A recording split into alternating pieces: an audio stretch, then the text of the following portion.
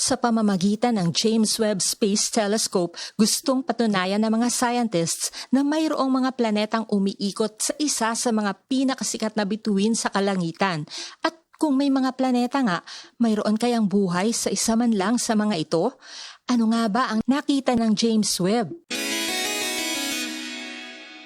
Ang bituing tinutukoy ko ay ang Vega. Matagal nang pinag-aaralan ito ng mga scientists, pero mas nakilala ito ng mga karaniwang tao dahil sa isang science fiction movie na ipinalabas noong 1997. Ang titulo ng pelikula ay Contact. Kung napanood nyo na ito, malamang ay mahuhulaan na ninyo ang koneksyon nito sa paksa natin ngayon. Kung hindi naman, mas maganda dahil bibigyan ko kayo ng movie recap remainder. Kapag i-divide mo ito sa ibang numero, halimbawa ay 3, ang resulta ay mayroong remainder. Ang 4 ay hindi prime number dahil pwede mo ito i-divide sa 1 at sa 4 mismo, pero pwede rin ito i-divide sa 2 na walang magiging remainder. Sa patuloy nilang pakikinig sa signal, umabot ang bilang sa 101 at lahat na ipinalabas ang Contact noong June 11, 1997. Sa panahong isinulat ni Carl Sagan ang nobela noong 1985, 26 light years ang nakalkulang layo ng Vega sa Earth, pero na-adjust ang kalkulasyong ito ng Hipparcos satellite na nag-launch noong 1989 at inestablisang 25.3 light years ang layo ng Vega sa Earth. Sa pelikula, ang edad ng Vega ay mga 400 million years old. Ngayon, nakalkula itong nasa 455 million years old. Kumpara sa ating araw, ang bituing iniikutan ng Earth na ang edad ay mga 4.6 billion years old, ang Vega ay isang napakabatang bituin, mga 1/10 lang ng edad ng araw. Ang ibig sabihin nito, kung ang bituin ay bata pa, malamang hindi pa gaanong nabuo ang mga planetang umiikot doon kung mayroon man. Ibig sabihin, kulang pa ang panahon para magkaroon ng isang intelihenteng sibilisasyon doon. Dr. Arroway, na baka naman hindi doon lumaki ang mga aliens na nagpadala ng signal at bumisita lang. Pero kinontra ito ni Fisher at sinabing kung mga bisita ito at nakasakay sa isang spacecraft, siguradong hindi sila tatagal dahil babangkain lang sila ng mga debris o mga material na nakapstem.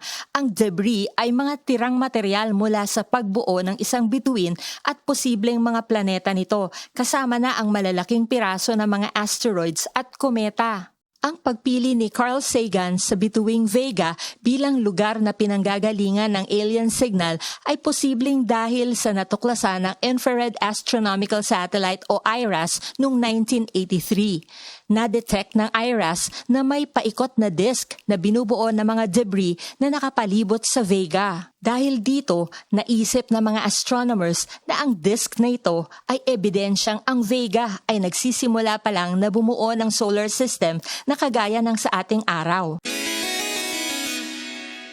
Ang diktador ng Germany na nagpasimula ng World War II at pinaniniwala ang responsable sa pagkamatay ng mga 6 na milyong Hudyo. Ang okasyon ay ang pagbubukas ng Olympics sa Berlin, Germany noong 1936 at si Hitler ang nagbigay ng pambungad na pananalita. Hindi maubos maisip nila Dr. Arroway at ng iba pang mga opisyal na dumayo na sa pasilidad kung bakit ang pinakakinamumuhi ang tao sa mundo ang siyang laman ng mensahe ng mga aliens. Kinalaunan, naalala nilang ang kaganapang ito ang kauna-unahang pagsasahimpapawid sa telebisyon na may malakas na signal bilang pagpapakita ng mga Germans ng kanilang superior na teknolohiya. Sapat ang lakas ng signal upang tumagos sa ionosphere ng Earth at lumabas sa space. At ito, intelihenteng buhay sa Earth.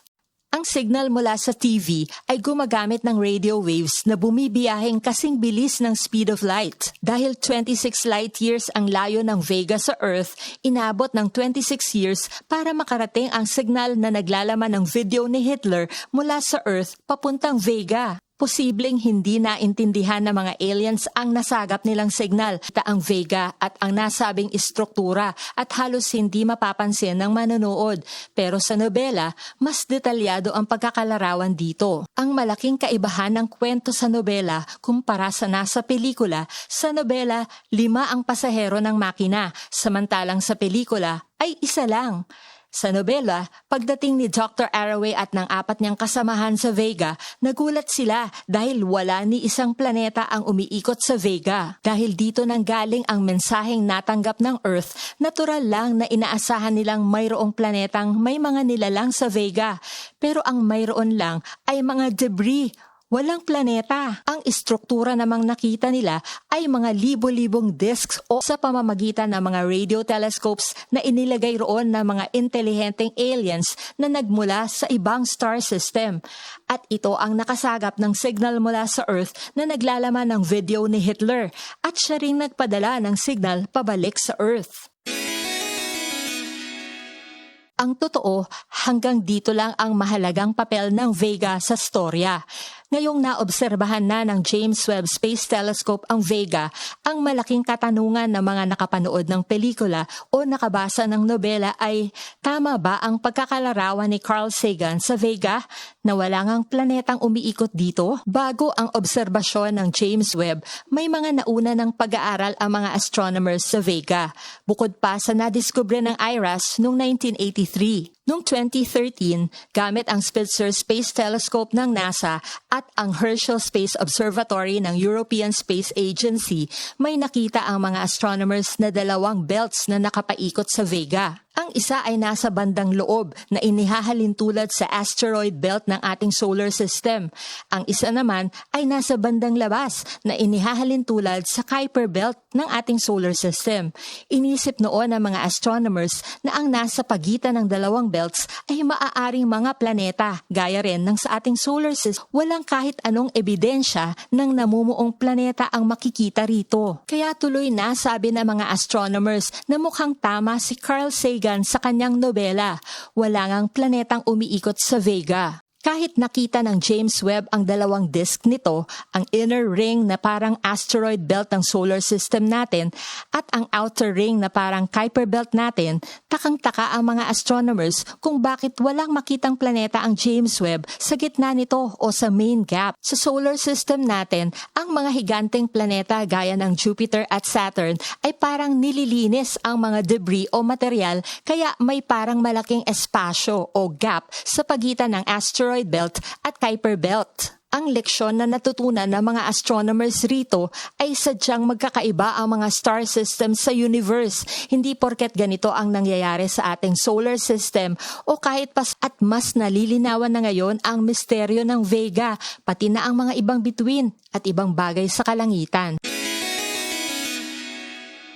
Kung nabiti ay nasa isang simulation lang, inamin ng alien na sinadya niyang mag-anyong tao sa itsura ng kanyang ama upang maging mas madali para kay Ellie na makipag-usap sa kanya. Ang mga nakikita ni Ellie ay ibinasa ng mga aliens sa kanyang memorya na i-download nila habang wala siyang malay. Sa pakikipag-usap niya sa alien, nalaman ni Ellie na bukod sa Earth ay marami pang ibang sibilisasyon ang kumontak sa istasyon sa Vega at bumiyahe rin sa pamamagitan ng mga wormholes na dinaanan niya. Sinabi rin ng alien na hindi sila ang gumawa ng mga wormholes na iyon.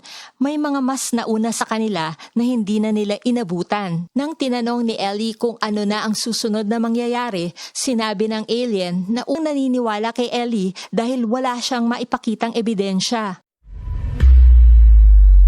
Sumailalim siya sa investigasyon. Pinanindigan niya ang kanyang nakita at naranasan sa kabila ng kawalan ng kahit anong pruweba. Isang malaking transformasyon ang nangyari kay Ellie. Bilang isang scientist, hindi siya naniniwala kapag walang pruweba. Isa siyang atheista. Hindi siya naniniwala sa Diyos dahil hindi niya makita ang pruwebang mayroong Diyos. Ngayon, dahil sa nangyari at naranasan niya, nakita niyang posible palang ang isang bagay ay totoo kahit wala itong ebidensya. Paniniwala, faith lang ang kailangan. Nang natapos na ang report ng komiteng nag-imbestiga sa kaso ni Dr. Ellie Arroway, namangha ang 2 opisyal ng gobyernong nakabasa ng confidential na report. Ang ikinamangha nila ay ang video na tuloy-tuloy na nag-record ng puro static ay may haba o tumagal ng mga 18 oras na siyang sinabi ni Ellie na itinagal ng kanyang biyahe. Is that it recorded approximately 18 hours of it. Ipinapahiwatig ng eksenang ito na ito na nga ang pruwebang may katotohanan ang inilahad ni Dr. Arroway at naniwala na rin ang mga opisyal sa kanya. Gayunpaman, dahil ito ay confidential, mukhang hindi na rin inilabas sa publiko ang report na ito at hinayaan na lang nila ang taong magdesisyon kung paniniwalaan ba nila ang sinabi ni Dr. Arroway. Ang maganda sa huling eksena, makikitang binagpapatayo sila ng mga 45 bagong dish o antena ng mga radio telescopes na tutulong upang mas malayo pa ang kayang marinig na signal mula sa space. Mukhang dito niya ginamit ang pondo na ang ibig sabihin lang ay patuloy siya sa paghahanap ng extraterrestrial intelligence. Maraming salamat sa patuloy na suporta, Miss Julie Wisconsin, Travel with Christian, Tholitz Gonzalez, Roberto Dizon, Joseph Ayunting, and Black Whites. Maari nyo ring suportahan ang channel na ito kapag clinic nyo ang thanks button sa ibaba. Kung may natutunan kayo o nag-enjoy kayo sa video, huwag nyo sanang kalimutang mag-like, comment, share at mag-subscribe na rin.